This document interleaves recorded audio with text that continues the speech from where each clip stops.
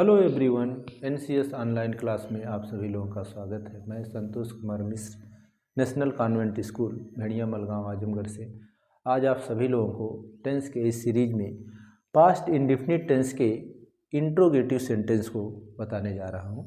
आइए देखते हैं पास्ट इंडेफिनिट टेंस के प्रश्नवाचक वाक्य का अनुवाद किस तरह से किया जाता है।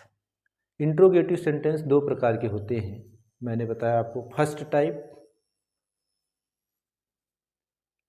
टाइप में यदि वाक्य क्या से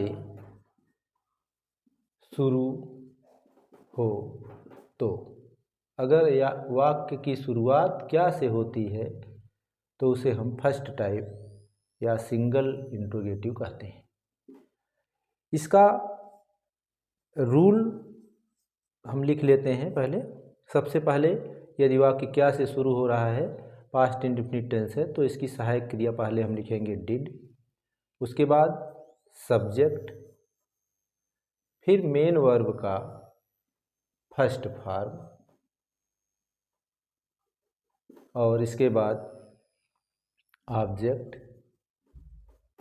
और फिर अदर वर्ड और अंत में मार्क ऑफ इंट्रोगेशन लगाना आवश्यक होता है। आइए एग्जाम्पल से देखते हैं इसको। हम फर्स्ट टाइप अगर इंट्रोगेटिव है तो इसका एग्जाम्पल हम देख करके अनुवाद करेंगे। सबसे पहले, क्या वह स्कूल गया। पास्ट इंडेफिनिट टेंस का फर्स्ट टाइप इंट्रोगेटिव है, तो इसमें हम देखते हैं सबसे पहले आपको सहायक क्रिया इसकी हेल्पिंग वर्ब क्या है, डिड। चाहे कर्ता एक वचन हो या बहुवचन हो, सबके साथ हमको क्या लगाना है, डिड लगाना है। तो डिड, इसके बाद क्या लगाना है, सब्जेक्ट। सब्जेक्ट क्या है, वह। Did he. अब इसके बाद आपको मेन वर्ब का फर्स्ट फॉर्म, वर्ब क्या है, गया, तो इसका फर्स्ट फॉर्म क्या होगा, go. Did he go to school, a object के स्थान पे हो जाएगा। इसमें अंत में मार्क ऑफ इंट्रोगेशन या क्वेश्चन मार्क अवश्य लगाते हैं। Did he go to school. दूसरा एक वाक्य देखते हैं, क्या हम विज्ञान पढ़ाए। क्या हम विज्ञान पढ़ाए। तो इसका भी आपको सबसे पहले क्या लगाना है, डिड। उसके बाद सब्जेक्ट क्या है, वी। फिर पढ़ाने की अंग्रेजी क्या होती है, टीच। इसका first form teach. Did we teach क्या, द साइंस, ए ऑब्जेक्ट हो जाएगा।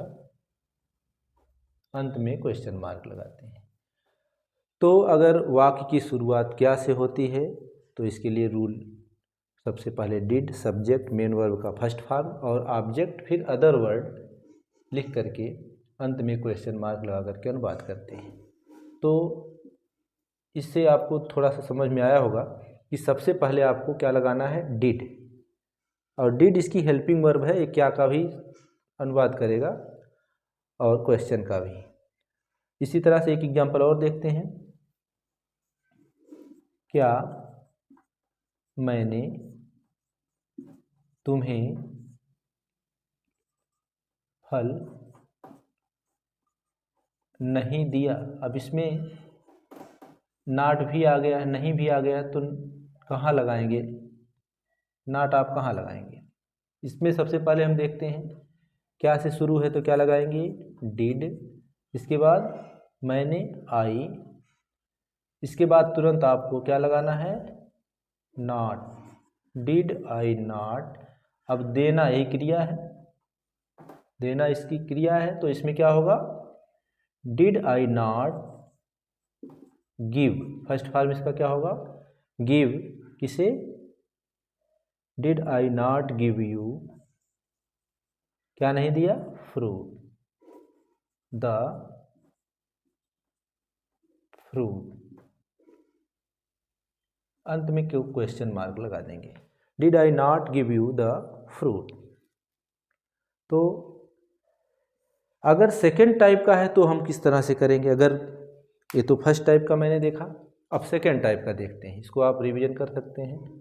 अब देखते हैं, अगर इंट्रोगेटिव सेंटेंस सेकेंड टाइप का है, सेकेंड टाइप का मतलब क्वेश्चन वर्ड जो हैं वाक्य के बीच में अगर आए हैं तो हम उसका अनुवाद किस प्रकार से करते हैं।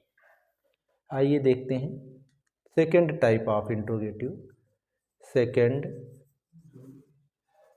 Type of interrogative, second type को हम क्या कहते हैं, डबल इंट्रोगेटिव। इसको यदि वाक्य के बीच में क्या हो, क्वेश्चन वर्ड आए तो उसे हम क्या कहते हैं, सेकेंड टाइप ऑफ इंट्रोगेटिव या डबल इंट्रोगेटिव कहते हैं। इसका रूल क्या है, सबसे पहले आपको जो वाक्य के बीच में क्वेश्चन वर्ड आते हैं उसी को हम क्वेश्चन वर्ड पहले लिख देते हैं। सबसे पहले आप क्वेश्चन वर्ड लिखेंगे, फिर इसके बाद डिड, फिर इसके बाद सब्जेक्ट, फिर इसके बाद मेन वर्ब का फर्स्ट फॉर्म, और फिर इसके बाद ऑब्जेक्ट, और इसके बाद अदर वर्ड, और अंत में मार्क ऑफ इंट्रोगेशन लगा के करते हैं। एग्जाम्पल से देखते हैं,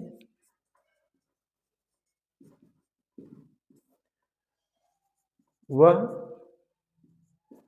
स्कूल क्यों गया, वह स्कूल क्यों गया। अब इसमें क्वेश्चन वर्ड क्या है, क्यों, इसी से क्वेश्चन बन रहा है, क्यों गया, तो क्यों की अंग्रेजी पहले लिखेंगे आप, वाई। अब इसके बाद क्या लगाना है, क्वेश्चन वर्ड हो गया, उसके बाद क्या लगाना है, डिड, चाहे एक वचन करता हो या बहुवचन, वाई डिड। उसके बाद सब्जेक्ट लिखना है, सब्जेक्ट क्या है इसमें, ही, वाई डिड ही। अब जाने की अंग्रेजी आप गो लगाएंगे, first form, why did he go to school. अब ये मैंने इसका अनुवाद कर दिया, लेकिन पंक्चुएशन इसका गलत है, इसमें क्वेश्चन मार्क आपको लगाना पड़ेगा। दूसरा देखते हैं एग्जाम्पल, वे अनुवाद कब पढ़ाए, वे अनुवाद कब पढ़ाए। अब कब यही क्वेश्चन वर्ड है, इसको भी हम पहले लिख देंगे, क्या होगा, व्हेन डिड दे, पढ़ाने की अंग्रेजी टीच, फर्स्ट फॉर्म इसका टीच द ट्रांसलेशन। तो इस तरह से अगर बीच में आ रहा है क्वेश्चन वर्ड तो सबसे पहले क्वेश्चन वर्ड लिखेंगे, उसके बाद डिड, फिर सब्जेक्ट, फिर इसके बाद मेन वर्ब का फर्स्ट फॉर्म, और उसके बाद अंत में ऑब्जेक्ट लिख करके क्वेश्चन मार्क लगा करके हम अनुवाद करते हैं। तो सेकेंड टाइप का अगर है तो हम कुछ एग्जाम्पल आपको दे रहे हैं, इस टाइप से आप करके इसको अभ्यास करेंगे। फर्स्ट टाइप और सेकेंड टाइप का इंट्रोगेटिव अगर है तो टेंस के इस सीरीज में अगर आप सीरियल से मेरा वीडियो देखेंगे तो आपको एक क्रम से present indefinite tense, present continuous tense, present perfect tense, present perfect continuous tense, और फिर past indefinite tense, past continuous, past perfect continuous, serial से आपको मिलेगा। कहने का मतलब एक सीरियल से वीडियो बन रहा है, तो आप इसको आप सीरियल से पढ़ सकते हैं और जानकारी ले सकते हैं। तो सबसे पहले हम कुछ एग्जाम्पल्स आपको दे रहे हैं, इसका अभ्यास आप करेंगे। इंट्रोगेटिव सेंटेंस का, क्या राधा गांव गई, वह अंबारी कब आया, वह अंबारी कब आया, हम कल कहाँ गए, हम कल कहाँ गए। क्या तुमने ताज महल देखा, क्या तुमने ताजमहल देखा। क्या वह अपनी कलम बेच दी, क्या वह अपनी कलम बेच दी। वह को आप उसने भी कर सकते हैं, तब भी वही होगा। क्या उसने अपनी कलम बेच दी। हम